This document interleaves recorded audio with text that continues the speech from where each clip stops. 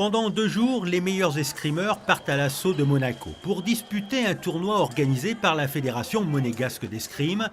Ce rendez-vous se partage entre la 34e édition du tournoi international hommes seniors et le 32e circuit élite senior dames. Au total, ce sont 162 tireurs, dont 100 femmes, prêts à en découdre au stade Louis II sur les 24 pistes installées dans la salle Omnisport Gaston Médecin, dans le gymnase scolaire et dans la salle d'armes Fernand Prat.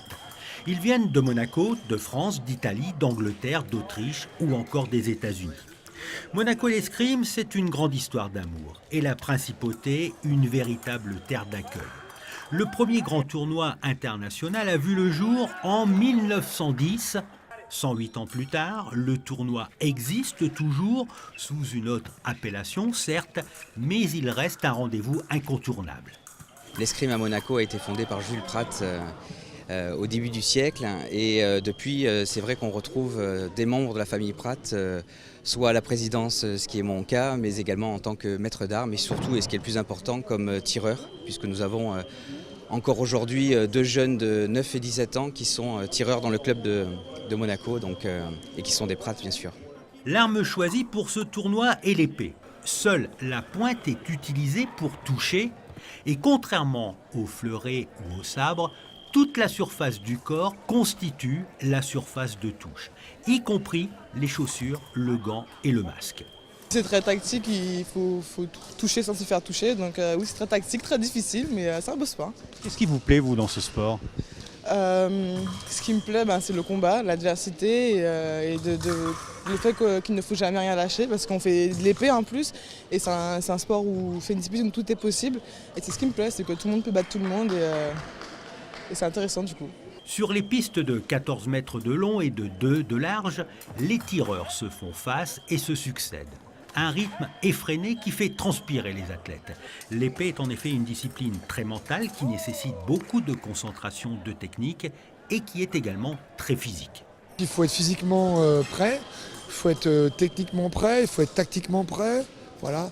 C'est aussi mentalement très difficile parce qu'on peut perdre et on peut gagner sur tout le monde. Voilà. Peu importe, vous êtes numéro 1 mondial ou 50e mondial, voilà, on peut perdre. Voilà. Contrairement à un sport un peu plus chronométré, vous voyez, si vous êtes 50e mondial en athlée au 100 mètres, vous ne battrez jamais le numéro 1. Quoi. Chez nous, ça peut arriver. Donc voilà, c'est un sport exigeant aussi mentalement pour ça. Quoi. L'épée, voilà, c'est un peu un mélange assez étonnant puisqu'on peut avoir des choses très explosives, ou des combats assez âpres. Et puis aussi, on a aussi des combats un peu stratégiques avec des plans de jeu où on essaye de déjouer l'adversaire.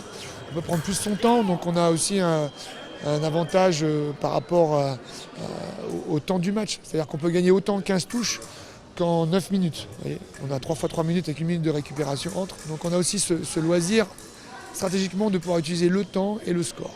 Chez les hommes, c'est un jeune licencié au club de Toulon qui s'impose en finale. Gaëtan Lebert remporte le tournoi aux dépens de l'Italien Simone Esposito par 15 touches à 13. C'est vrai, c'est tout le temps concentré. Arriver à s'adapter au jeu de l'adversaire parce que chacun joue différemment.